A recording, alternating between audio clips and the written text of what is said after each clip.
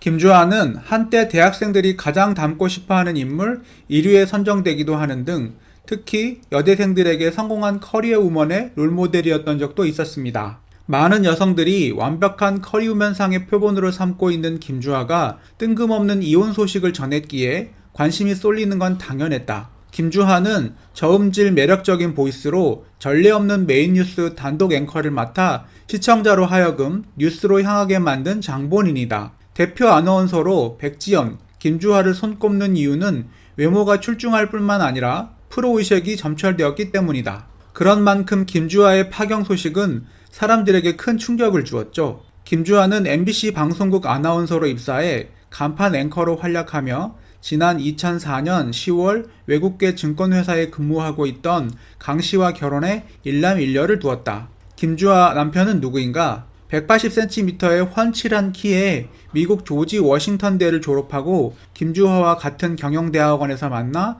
결혼 당시인 2004년에는 맥쿼리 증권 국제영업부 이사로 일했다. 현재는 도이치증권 상무이다. 김주하 남편은 잘나가는 증권 매니저 송대관의 아내 조카이기도 하다. 막강한 스펙을 가진 선남선녀의 결혼 생활은 김주하의 완벽한 이미지에 부합한다. 김주하는 결혼 이후 방송에서 남편과의 행복한 결혼 생활을 공개하기도 했습니다. 김주하는 남편에게 애교를 부리기도 한다. 남편에게 팔짱 끼는 것이 애교다. 남편 설거지 할 때 뒤에서 안아주기도 한다. 김주하는 임신 당시 사실 저는 병원에 가는 날도 제대로 챙기지 못할 만큼 일에 쫓기면서 살아요. 지금이 정확하게 몇 주인지 모를 정도니까요. 오히려 남편이 육아책을 읽고 제게 정보를 주는 편이죠. 집안일도 적극적으로 도와주고요. 남편이 아이를 좋아해서 셋은 낳아야 할 것 같아요. 남편이 제 눈에는 잘생겨 보여요. 무엇보다 착해요. 가부장적이지도 않고요. 그래서 좋아요. 아마 결혼 당시에도 김주하는 부부간에 문제가 있었겠지만 그걸 방송에서 공개할 수는 없었겠죠. 다만 공인으로서 그런 거짓 방송은 좀 자제를 했어야 하지 않았나 합니다. 그랬다면 대중들도 충격을 덜 받았을 테니까요. 어쨌든 결혼 생활이 파탄이 난 지금 김주하 측의 폭로에 의해 강필구의 실체가 하나씩 밝혀지고 있습니다. 두 사람의 만남은 한 교회에서 이루어졌으며 당시 강 씨는 유부남이었는데 그걸 숨기고 접근한 것이었다. 그 주선자가 지금의 시어머니였다. 강필구 어머니 이모 씨가 아들을 소개시켜주겠다라고 접근을 했고 김주하가 부담감을 드러내자 전도라도 해달라며 주변을 맴돌았다. 또 시어머니가 아들의 미국 서류를 위조, 싱글이라 속였다. 그리고 강필구 측에서 김주하가 출장 간 사이 언론에 결혼 사실을 흘려 갑작스럽게 결혼을 발표하게 됐다. 교제 당시 강필구가 유부남이었다는 사실을 김주하는 첫 아이를 낳은 후에야 알게 됐다. 김주하가 충격과 배신감에 상상 이상으로 힘들어했다. 아이가 없었다면 벌써 헤어졌을 것이다. 미국 기록을 보면 강필구와 전처 장모 씨 사이의 이혼 소송은 약 1년을 끌다가 2004년 8월 5일 마무리가 됩니다. 즉 김주하와 강필구가 교제하던 1년 동안의 기간 동안 강필구는 법적으로 유부남이었던 셈이죠.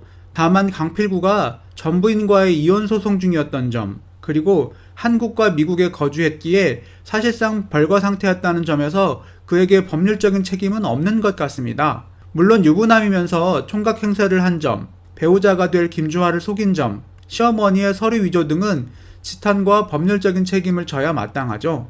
김주하의 이혼 소송에서는 폭력 문제도 불거져 나옵니다. 김주하가 결혼 내내 폭행에 시달리는 등 정신적 육체적 고통이 매우 컸다. 심지어 아이들에게도 손을 댄 것으로 알고 있다.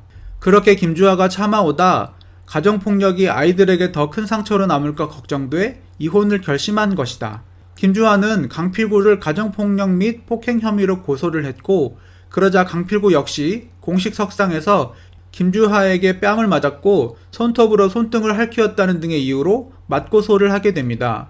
또한 시어머니 역시 며느리 김주하로부터 폭행 혐의로 고소를 했는데 이 부분은 김주하가 무혐의 처분을 받게 됩니다. 2014년 7월 말 검찰은 김주하에 대해서는 무혐의 불기소 처분을, 남편 강필구에 대해서는 김주하에게 일부 상해를 입힌 혐의가 인정된다며 불구속 기소 처분을 내리게 됩니다. 김주하는 그래도 정의가 살아있더라고요. 즉 쌍방의 폭행 맞고서 사건에서 남편의 혐의를 인정한 것이죠.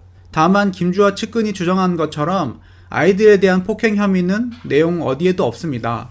만약 강필구가 정말 그런 폭력 아빠라면 이혼 소송을 길게 진행할 수도 없이 재판장이 김주하의 손을 들어주었을 겁니다. 이 와중에 강필구의 혼외자 출산이 기사화됩니다. 김주하는 충격을 받았다. 예상은 했었는데 워낙 아니라고 강력하게 부인을 해 실제로 아이를 낳고 그렇게 재판부 앞에서 울먹이며 거짓말할 줄은 몰랐다. 간통죄로 고소하려 한다. 강필구는 2014년 1월 미국에서 내연녀와의 사이에서 극비로 딸을 낳게 됩니다. 당시 목격자는 두 사람의 애정 표현이 너무 진해 오히려 일반 부부처럼 보이지 않았다. 내연녀는 40대 초반으로 아담한 체구에 오목조목한 이목구비를 지닌 미녀였다. 만약 김주하의 주장처럼 강필구가 김주하와의 별거 이전에 내연녀와의 관계를 가졌다면 이는 간통죄와 더불어 불륜으로 결혼생활 파탄에 대한 중대차한 귀책사유가 됩니다. 김주하가 이혼 소송을 2013년 9월 23일 제기했기에 이혼 소송은 확실히 아이가 생긴 시점 이후이고 여기서 중요한 점은 두 사람의 실질적인 별거 시점과 이혼 이야기가 나온 시점이 되네요. 마지막으로 재산 분할 문제입니다. 강필구 변호인은 재산 명의가 대부분 김주하로 돼 있다. 재산 분할 신청을 할 계획이다. 김주하 측근은 김주하의 재산이라 해봐야 이촌동 아파트 전셋집이 전부이다. 이는 지금 아이들과 함께 살고 있는 집 전세금마저 내놓으라는 것이다. 재산 분할에 대하여 김주하는 공식적인 언급은 하지 않고 김주하 측근이 대신 상황을 대변하고 있습니다. 다만 상식적으로 볼 때 김주하가 계속 MBC에서 연봉을 받았고 강필구 역시 잘 나가는 증권맨이었다는 점에서 아파트 전세가 전부라는 주장은 쉽게 믿음이 가지 않네요. 김주하의 사치나 강필구의 사업 실패 등의 특별한 이유가 없는 한 현재 한국 내에서의 공식적인 재산이 전셋집 하나라는 사실은 많이 이상합니다. 그리고 그 가능성 역시 무척 낮습니다. 이미 김주하와 강필구 양측은 서로 폭로전을 벌이고 맞고소를 했을 만큼 감정이 상할 대로 상했고 만약 이런 이슈가 있었으면 예전에 폭로했을 테니까요. 김주하의 측근 말대로 전 재산이 전셋집 하나라는 것은 많이 이상하네요.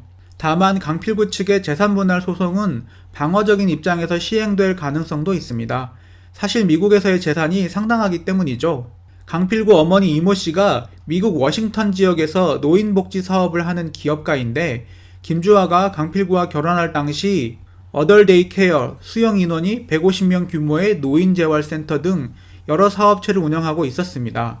그런데 최근 일부 사업체를 정리하고 부동산을 처분하는 등 재산을 정리하고 있습니다. 아마 미국에서의 재산분할 소송에 대비하는 것이 아닌가 합니다.